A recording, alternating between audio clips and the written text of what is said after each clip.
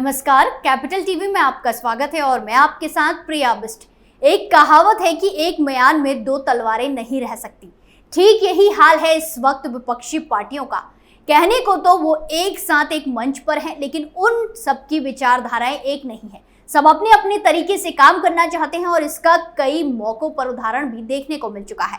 अब जब अरविंद केजरीवाल की गिरफ्तारी के खिलाफ दिल्ली के रामलीला मैदान में रैली विपक्षी पार्टियों ने की, तो यहाँ पर भी कुछ ऐसा ही नजारा देखने को मिला, जिसमें साफ तौर पर यह नजर आया कि ये लोग सिर्फ और सिर्फ फोटो सेशन के लिए एक साथ नजर आते हैं। इसके अलावा इनको किसी से भी कोई मतलब नहीं है। तो क्या कुछ है पूरा मामला, चलिए आपको बताते हैं।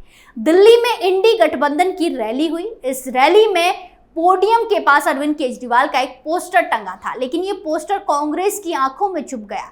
कांग्रेसी नेताओं ने ऑब्जेक्शन किया, उस पोस्टर को हटाया गया। तब जाकर कांग्रेस के वरिष्ठ नेता मंच पर पहुंचे। कांग्रेस ने साफ कहा कि ये रैली किसी एक व्यक्ति के समर्थन या गिरफ्तारी के विरोध में नहीं, बल्कि इंडी गठबंधन के सभी दलों की तरफ से की गई है। ऐसे में हर एक जगह सिर्फ अरविंद केजरीवाल का चेहरा रखना ठीक नहीं। हालांकि कार्यक्रम के दौरान बड़े बोर्ड पर पीछे की तरफ सभी दलों के नेताओं की तस्वीरें बारी बारी से फ्लैश होती रही। भगत सिंह से तुलना नहीं आई पसंद। आपको बता दें कि अरविंद केजरीवाल और उनकी आम आदमी पार्टी केजरीवाल की तुलना भगत सिंह से करते रहते हैं।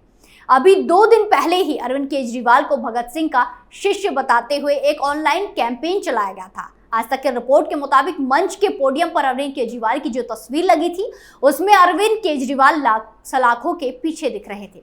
ऐसे में इस तस्वीर पर लगातार सबकी निगाहें होती।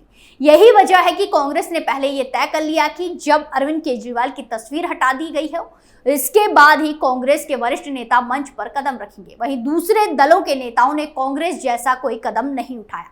कांग्रेस पहले भी इस बात पर जोर दे चुकी थी कि ये एक व्यक्ति केंद्रित रैली नहीं है। शनिवार 30 मार्च 2024 को ही कांग्रेस नेता जयराम रमेश ने कहा था कि ये किसी व्यक्ति विशेष पर केंद्रित रैली नहीं है, इसीलिए इसे लोकतंत्र बचाओ रैली कहा जा रहा है। उनकी इस टिप्पणी को इसलिए भी अहम माना गया क्योंकि आम आदमी पार्टी के नेता इस रैली को ईडी द्वारा दिल्ली के मुख्यमंत्री अरविंद केजरीवाल को गिरफ्तार किए जाने के विरोध में आयोजित रैली के रूप में पेश कर रहे हैं। हालांकि एक मीडिया रिपोर्ट में कहा गया है कि कांग्रेस पार्टी ने अरविंद केजरीवाल का पोस्टर हटाकर ये साफ कर दिया है कि वो ही इस गठबंधन में सबसे ताकतवर है। पिछले साल अरविंद केजरीवाल ने काटा था बवाल। बता दें कि इंडिया अलायंस की मुंबई रैली के समय अरविंद केजरीवाल का चेहरा पोस्टर पर न होने से बवाल बढ़ गया था, लेकिन बाद में राहुल गांधी की जगह अरविंद केजरीवाल की तस्वीर लगाई गई थी। वहीं सोनिया गांधी का चेहरा पोस्टर पर मौजूद था। ये मामला 31 अगस्त और 1 सितंबर को मुंबई में इंडी गठबंधन की बैठक के दौरान का है। तब नीतीश कुमार, ममता बनर्जी और जयंत चौधरी जैसे लोग इंडी गठबंधन के साथ थे। इस दौरान एक पोस्टर 30 अगस्त को जारी किया गया था, जिसमें दिल्ली के मुख्यमंत्री अरविंद केजरीवाल का चेहरा नहीं था। इसको लेकर आम आदमी पार्टी ने आपत्ति जताई थी, तो उस पोस्ट को डिलीट करके दूसरा पोस्टर जारी किया गया। इस नए पोस्टर में राहुल गांधी की जगह अरविंद केजरीवाल के चेहरे को जगह दी गई थी। इस बार मौका मिला तो कांग्रेस ने पोडियम से अरविंद केजरीवाल को हटाने में बिल्कुल भी देरी नहीं की। यानी साफ तौर पर इनके बीच का मतभेद नजर आ चुका है। एक तरफ तो ये ड्रामा हुआ, तो वहीं दूसरी तरफ विपक्षी दलों का इंडी गठबंधन 31 मार्च को दिल्ली में अपनी रैली कर चुका है। इस दौरान कई नेताओं के बयान सोशल मीडिया पर वायरल है।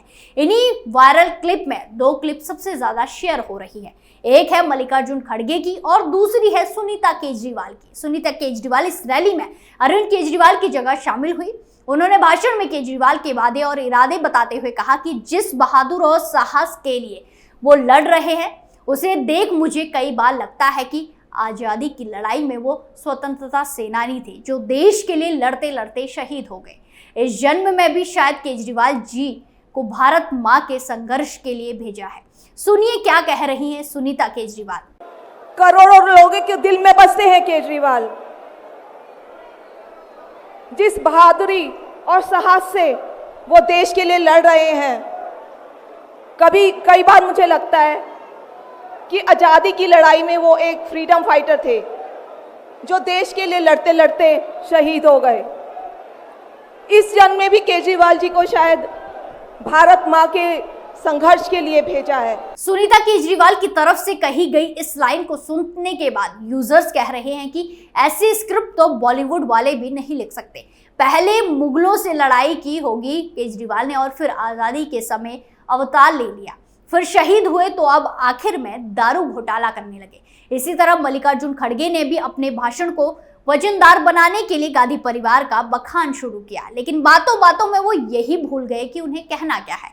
उन्होंने भाषण में ये कह दिया कि राहुल गांधी देश के लिए शहीद हुए थे, उनके टुकड़े टुकड़े हो गए थे। सुनिए वो बयान जिसको लेकर सोशल मीडिया पर चर्चाएं तेज हैं। टीका करते हम पे पूछो मत। अरे हमने तो देश को आजादी दिलाने के लिए लड़ा, खून बहाया, देश को एकता रखने के लिए श्रीमती इंदिरा गांधी जी अपनी जान दी, राहुल गांधी जी अपना जान दिए, उनके शरीर के टुकड़े टुकड़े हो गए।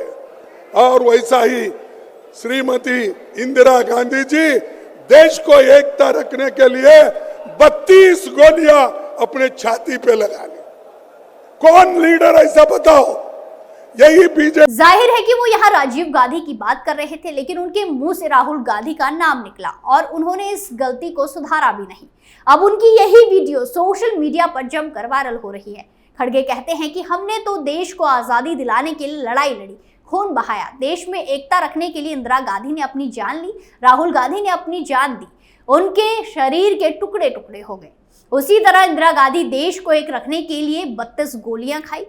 खड़गे की इस क्लिप को सोशल मीडिया पर खूब शेयर किया जा रहा है। लोग कह रहे हैं कि समझ नहीं आता कांग्रेस नेता ऐसी उल्टी सीधी बातें जानबूझकर बोलते हैं या गलती से करते हैं। एक यूजर कहता है, भौजी ने घुंघरू सेठ को शहीद बता दिया और इन्होंने पप्पू को गजब बकैती कर रहे हैं।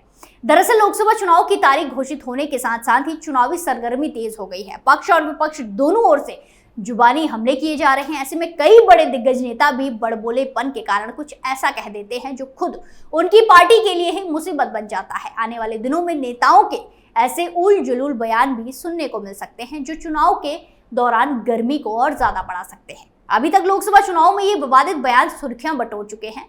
हिमाचल की मंडी लोकसभा सीट से भाजपा ने कंगना रनौत को प्रत्याशी घोषित किया तो वो कांग्रेस नेता सुप्रिया श्रीनेत के निशाने पर आ गए। उन्होंने कंगना को लेकर एक आपत्तिजनक पोस्ट शेयर कर दिया। पोस्ट इतना ज्यादा विवादित था कि आखिरकार बाद में सुप्रिया को सफाई देनी पड़ी।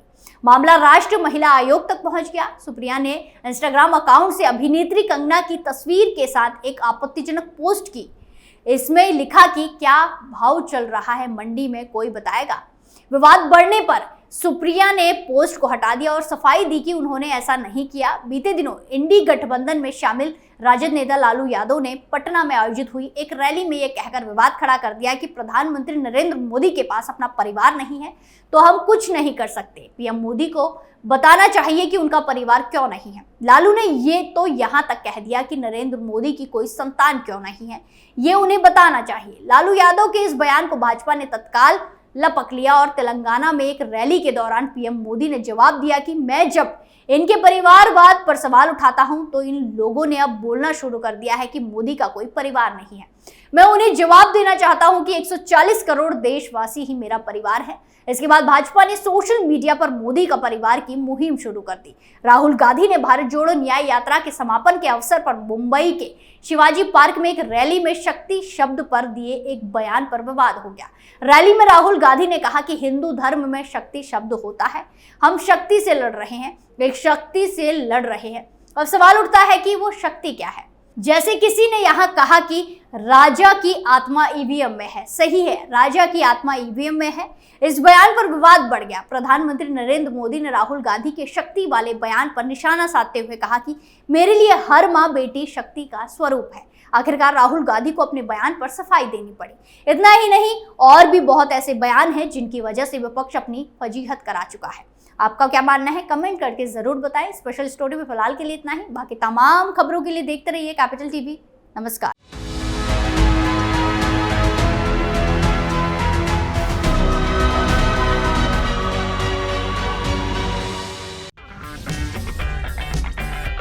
अगर आपको हमारा वीडियो पसंद आया हो तो इसे लाइक करें, हमारे चैनल को सब्सक्राइब करें और हाँ, बेल आइकन दबाना ना भूलें ताकि आप तक हमारे वीडियो की नोटिफिकेशन पहुंचती रहे। आप अपना सुझाव हमें कमेंट बॉक्स में दे सकते हैं। हमारे साथ जुड़ने के लिए शुक्रिया।